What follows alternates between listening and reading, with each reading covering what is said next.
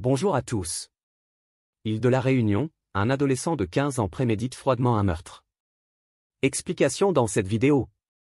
Son visage est couvert de boue, déformé par les plaies et les hématomes. Ses yeux sont clos, sa mâchoire inférieure brisée.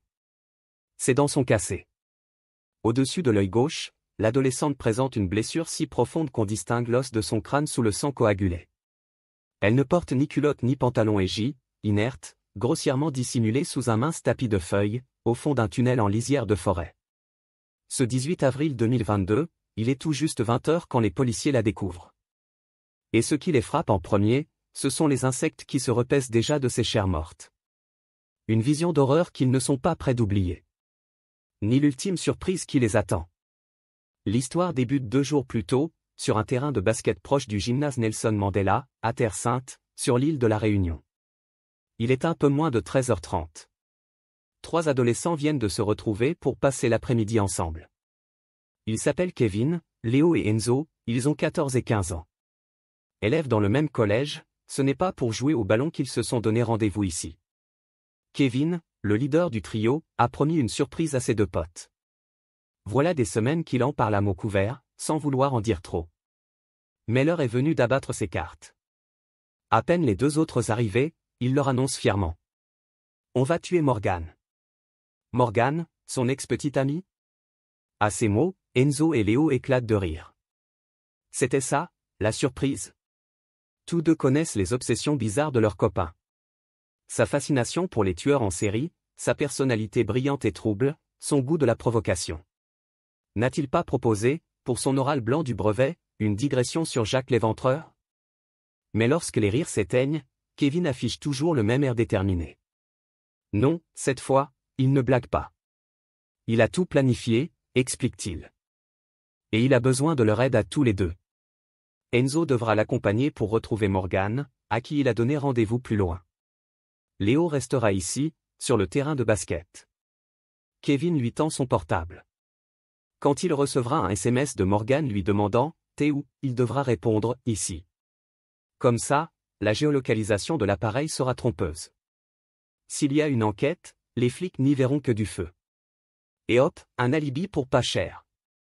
Impressionnés par la précision du plan, Léo et Enzo acceptent leur mission, persuadés qu'il s'agit d'une sorte de prank, ces canulars plus ou moins foireux qui font fureur sur les réseaux.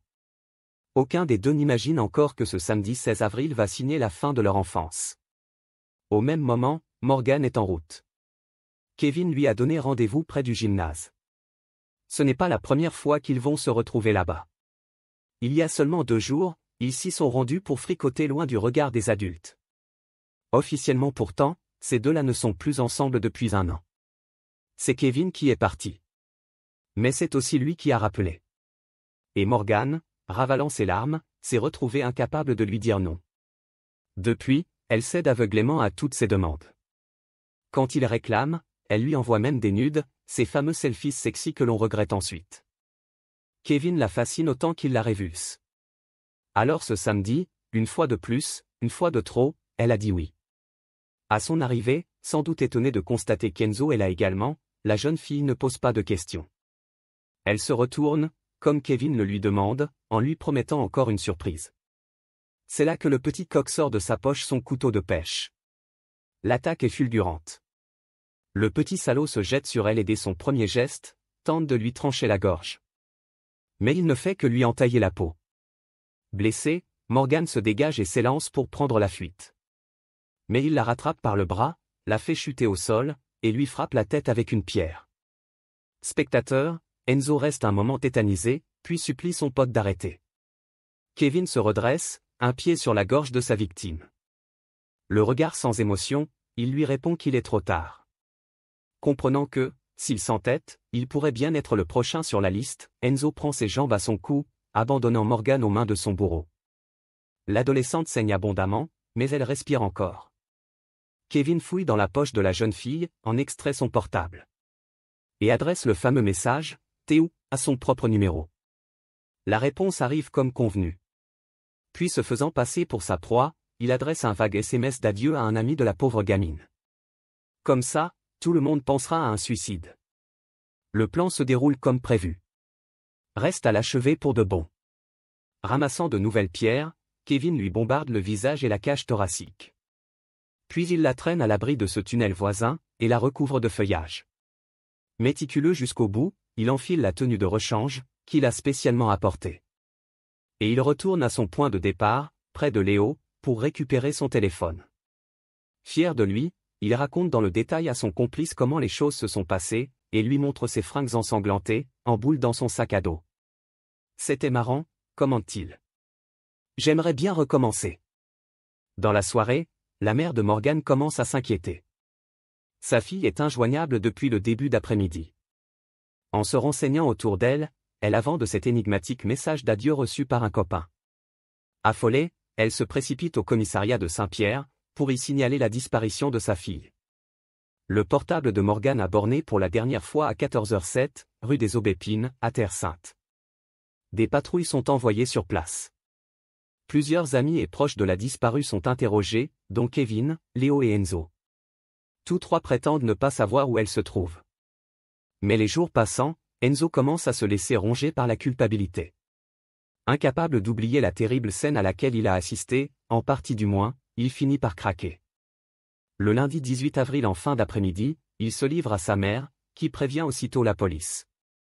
Morgan est retrouvé le soir même, au fond de ce tunnel sordide. Défiguré, le crâne ouvert, la gorge à moitié tranchée. Mais passé le choc, immense coup de théâtre. Malgré les insectes qui la dévorent déjà de l'intérieur, l'adolescente respire toujours. Tandis qu'on la transporte de toute urgence à l'hôpital, Kevin est interpellé chez lui.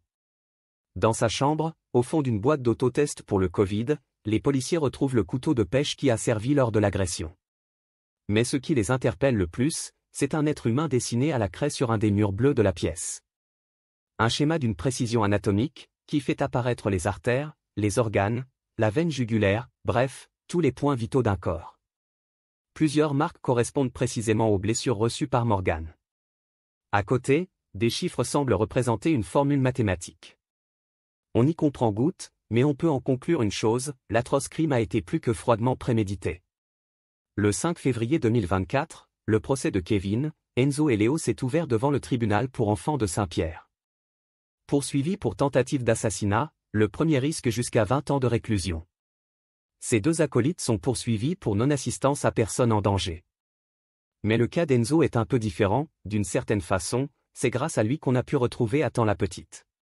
Car le miracle a bel et bien eu lieu. Morgan a survécu.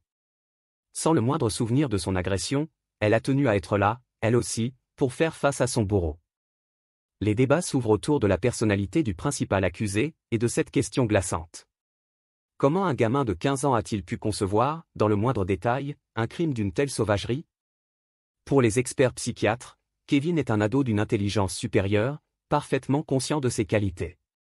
Il se sait intelligent et revendique des capacités de raisonnement hors normes, explique le premier.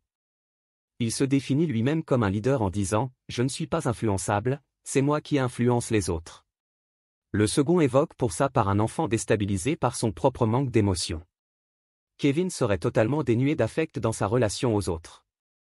En bref, il coche toutes les cases du parfait psychopathe. Des prédispositions naturelles à commettre le pire, qu'une consommation excessive de pornographie et d'images gore n'aurait fait que renforcer. Peut-on se relever d'une telle trajectoire? Faut-il lui laisser une petite chance de réintégrer la société un jour? Le jury a tranché, 18 ans de réclusion criminelle pour Kevin. Enzo et Léo ont respectivement écopé de 16 et 12 mois avec sursis.